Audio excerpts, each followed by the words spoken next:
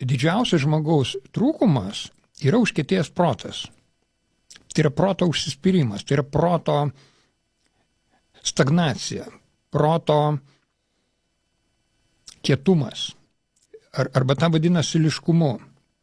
Jeigu žmogus nenori keisti mąstymo savo ir galvoja, kad jis viską žino ir jis yra čia pats pagrindinis toj salėje ar tam pasaulio bamba, tai reiškia, nuo to momento jis jau yra sustojęs, sustagnavęs ir tik laiko klausimas, kada jis žlugs. Tai didžiausios imperijos taip žlugo, kur milijonai žmonių gyveno. Užstagnavo mąstymas ir ją nukonkuravo kitą stipresnę imperiją. Tai čia lygiai tas pat tik žmogaus proto mąstymo lygiai, kad jeigu tu nori, kad nebūt asilų, kurie ateina po to ir kiti sumedžia ir suvalgo, ar daro su taip, ką nori, tai būk lankstus ir laikas nuo laiko peržiūrėk visą savo mąstymą iš pagrindo.